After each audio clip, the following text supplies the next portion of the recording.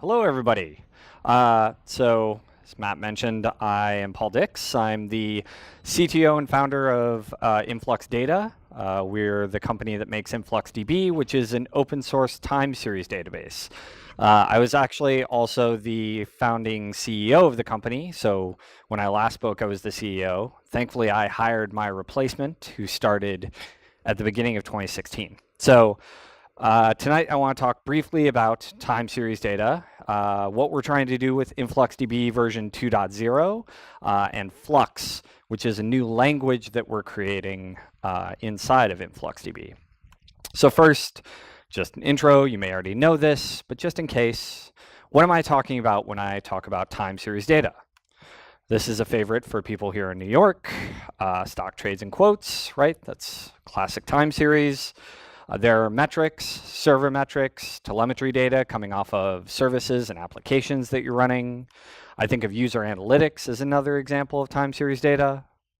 You also have events. This is an Apache server log. When I look at this, I actually see a bunch of different time series. 200 requests over time, requests to a specific page, 404s, all of these kinds of things. Gets, posts. Sensor data is also one that's grown quite a bit over the last 4 years since I last gave this talk, or last spoke about InfluxDB here. And sensor data looks, interestingly, very similar to server telemetry data. It's usually metrics data that you're collecting, but rather than software sensors in your applications, these are physical sensors out there in the world. So there are two different kinds of time series data. Usually when people talk about time series, they actually think of this kind, which is regular time series. This is metrics data. This is samples taken at a regular interval of time, say once every 10 seconds or once a minute.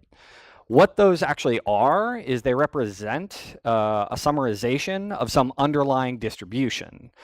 Usually that's a distribution that's generated by actually irregular time series data, which is event data, right? These could be individual trades in a market. They could be requests to an API, right? The response times on an individual request basis. The thing that's interesting about irregular time series data is that you can actually induce a regular time series from irregular time series data. Basically, a regular time series is just a summary of an irregular series. So basically, if I said, give me the average response time to my API in 1 minute intervals over the last 3 hours, I've created a regular time series from an event stream that was underlying it. So the thing that all of these things have in common is that it's data that you're asking questions about over time. The thing that makes the data interesting is what it looks like and how it changes over periods of time. Now, there are some things that make time series interesting and unique from a database kind of use case perspective. So high write throughput is an obvious one. It's very, very common in time series to collect tens of thousands or hundreds of thousands or even millions of events per second. To gather 1 billion records in a day is very, very common. And at that kind of scale, compression becomes something that's very, very important. If you can reduce your data size by a factor of 10, that is going to be meaningful for you. Also with time series data, you're frequently doing large range scans over the data to compute summarizations, right? In basically a reference database, which usually you'd have like a relational database, a SQL database, you're looking for whatever the current state of the world is, right? A record like a customer's record now. With time series, you're looking at the world over a period of time and computing aggregates over it. So the other thing that's weird about time series is it's very common to have append-only workloads. So you're always adding new data. You're actually not updating old records. I put an asterisk there because the other piece of this is that it's common to backfill historical data in time series. And then the other piece is it's also common to have large-scale deletes. So for example, when you have all this time series data, You frequently keep the high precision data around for a short amount of time, right? I'll keep the high precision data for like 7 days. I'll downsample and aggregate that data into like medium precision and low precision, right? So the medium precision would be 1 hour summaries and the low precision would be like 1 day summaries or something like that. And the thing is, like with time series, it's common to evict the high precision data as you go. So if I'm only keeping around my data for 7 days, the high precision stuff, a naive way to do this would be to basically just age out each individual record. And what that means is once I get up to 7 days time, for every single write that I'm doing into the database, I'd be doing a delete. And actually no regular database is designed with this kind of workload in mind. Databases, for the most part, assume that you want to keep your data around for a very long time. So these kind of unique aspects of time series make it kind of a degenerate case for a database. So what that led us to do was to create InfluxDB in 2013. It's an open source time series database. It's written in Go. It's MIT licensed. The first release was in early November of 2013. That was, to call it a prototype of a database is probably a generous description. We got to the 1.0 version of InfluxDB in September of 2016. But before I get to that, we did, like, along this path, we did all of our development out in the open. I was very public, like giving talks at meetups and stuff like that. And what it did was it gave us a chance to see what people were doing with the database and what kinds of problems they were trying to solve. And the thing that we saw with the time series use case is there was like a set of things that were very, very common. So one thing was they had to collect the data. And this is actually more common in the, I'd say in the monitoring, server monitoring and application monitoring use case, but we also see it in sensor data as well. So we decided to create a data collector for this. And this is a project called Telegraph. It's also written in Go. It's MIT licensed. It can collect system metrics, and it has plugins for probably about 240 different things, you know, well-known services like Redis or MySQL or Elastic or SNMP or all sorts of things. This project actually is our most popular open source project by far. We don't have any sort of tracking on it right now, but I would estimate that it's probably deployed on tens of millions of servers across the world, if not hundreds of millions at this point. We've had customers like deploy it to 45,000 servers in a single day. So the next thing we saw was that people had to they had to process this data, and generally they want to process it in real time or something close to real time, right? So they want to do ETL on it, they want to do monitoring and alerting on it. So we created this project, Capacitor, which is also written in Go, MIT licensed, and we created a language along with it that would make it so that people could define custom monitoring and alerting rules and ETL tasks and stuff like that, and inject it into the process at runtime. The language was called TickScript, and I'll come back to that. And then the last piece is a user interface for it, right? We need to summarize the data and present it visually to people, to human beings, so they can understand it and actually take action from it. So that's, you know, all the boring stuff like managing things, but it's also things like dashboards and drill down exploration of the data. So I called this whole stack the tick stack. And this was kind of an homage to time series in finance, where an individual data point is called a tick. And time series databases in finance are often called like ticker plants. So this, basically the idea was 4 separate products. They're tied together through a common data schema that would make it easy to work with. So the schema for this looks like this. This is a text-based protocol that we created for representing time series data. It's composed of a measurement name, which is a string, tags, which are key value pairs. These are basically like, and the values are strings. This is kind of like dimensions that describe the data, different ways you would want to slice and dice it. There are fields, which are key value pairs. The key is obviously the field name. The value can be a float 64, an int 64, a boolean, or a string. And this is actually kind of unique in the time series case because many time series databases support either a float or an int, and that's it. We wanted to be able to support more loose, like event style data. We wanted to be able to support logs basically inside the database.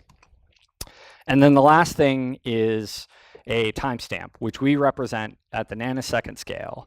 And surprisingly, we actually have users who want this kind of granularity. There are high-frequency trading firms that use it to track latencies in their network infrastructure, and they actually have like atomic clocks deployed in their data centers, so they guarantee less than 300 nanoseconds of clock drift worldwide. We've also seen like quantum computing researchers use it at that scale. So yeah. So we created, for the database, we created a query language which looks kind of like SQL. The idea was I wanted something that would be easy for people to understand, they could pick up, it would be kind of familiar, and but I didn't actually want to implement all of SQL, and I didn't want to try to deal with time series in SQL. I wanted shortcuts. So this query, we're getting 10-minute summaries, the 90th percentile of the value from the CPU measurement for the last day. Now, the thing about these 4 different things is they didn't have a common API. There were 4 different products created over the course of basically like 2 years. When I went out and raised the Series A round of funding, we had a prototype of a database, and my pitch was, give us money so we can hire people and build these other things. And then the fact that there are 4 separate products is kind of like an artifact of how the company was built over time. And even worse than that, we had basically created 2 different languages, one for querying data ad hoc on the fly, and then one for processing and monitoring and alerting with it. So my idea was with InfluxDB 2.0, we could collapse these things into one cohesive whole and have one language that ties all of it together. And of course, all of it would be based on open source software, MIT licensed. So InfluxDB, MIT licensed. There's the time series database itself, so you can write data, you can query data. There's a user interface now. It's no longer a separate product. It's actually in the database itself. You can do dashboarding, ad hoc exploration. I'll show a couple of screenshots. One of the other things that happened over the course of the last 4+ years is the pull model of doing server monitoring has become quite popular from Prometheus. So we actually wanted to support out of the box both push and pull. I think both styles have their merits, and I think being able to support both is actually a good idea. And then finally, a system we call tasks, which is for doing background processing, for doing basically ETL and monitoring and alerting. So that's baked in. The capacitor piece of the stack is now part of the database. So all of this together basically means that it's actually much more than a database. It's a monitoring system. It can also be a data collector. It's a user interface, but people know InfluxDB, so that's going to be the name. Here is a screenshot of the Data Explorer. We're just looking and drilling down to see some basic data in a line graph. We support histograms. You can show a single stat. This is actually a query plus that. There's a basic system dashboard. You can create your own dashboards. One of our developer advocates created a system where he's pulling in a bunch of sensor data from his home or something like that, and this is like tracking that. We're creating officially supported client libraries, which we hadn't done for the 1.x version. Libraries in Go, Node.js, Ruby, Python, Java, C#, PHP, all that stuff. We also have visualization libraries in JavaScript. So part of that is graphing libraries to be able to quickly create charts and graphs that are interactive, but also our user interface that we have, all of those components are separated out into a JavaScript library so that if you want to build your own custom user interface on top of things, you can do that quickly and easily. So lastly is Flux, the language. And I just noticed that I'm running way short on time, so I'm going to skip over the examples, but I can quickly talk about what it is. So Flux is basically a new language that we're creating for 2.0. It's a combination of a bunch of things. It's basically a query planner, it's a query optimizer, but it's also a Turing-complete scripting language, which includes a virtual machine and a query engine all baked into one thing. And it's also an engine that has support for multiple languages. So Flux is a language, but it's an engine. But the thing is, we also have to support our old query language, InfluxQL. And we also are in the middle of building in support for PromQL, the Prometheus query language. So basically, we have this kind of pipeline where we can take a language, parse it, and represent it as an AST that the Flux engine can then use to execute queries and do processing. We're also building in multi-data source support. So we see that people frequently want to actually do things, compute their aggregates on their time series data, and then pair that up with data from external sources like reference databases and stuff like that. So we want to be able to pull in data from Postgres or MySQL or Redis or any HTTP API and combine that with your time series data at runtime. So all of this is delivered in InfluxDB, the database, in a CLI, in a REPL, so you can work at the command line and actually create queries on the fly, and actually as a Go library, which you can use and embed in your own Go projects if you're working in Go. So I won't dig into all the elements, but I should actually show a little bit of the language before I cut myself off. So here's a basic query. Queries are actually the least interesting thing you can do inside of Flux. As I mentioned, it's a scripting language, so basically you can inject much more complicated logic essentially into the database. It has comments, it has named arguments, it has string literals, duration literals, time literals. It is a functional style language, so we use this pipe forward operator. We borrowed this from Elixir. The nice thing about the pipe forward operator, it means you can have a purely functional language that doesn't look like Lisp with a bunch of nested parentheses that looks ugly. Okay, we'll skip through all these. There are a bunch of different variable types. All right, two last things. So one of the things that I think is interesting about Flux is one of the goals is it essentially turns the database into a serverless execution platform for time series data. The idea is you can define any sort of custom logic that you want, inject it into the database, and it will periodically run that logic over the data that you're writing into the DB. And you can call out to third-party APIs and do all sorts of other things at the same time.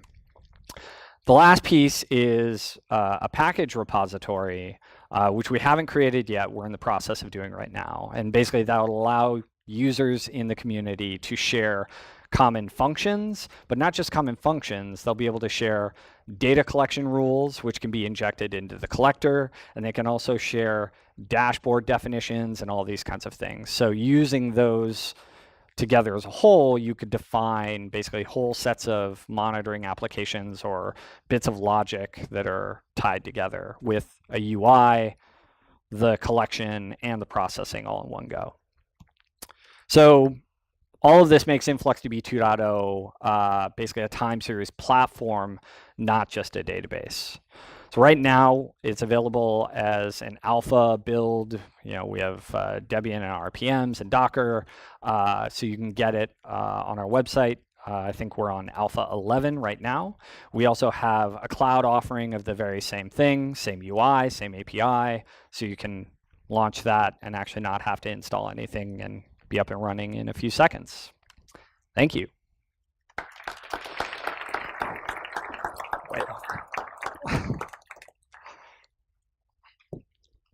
So much progress since last time. Yeah. Since we're a little bit out of time, maybe if we have a question or two, Let's jump into those. This one over there.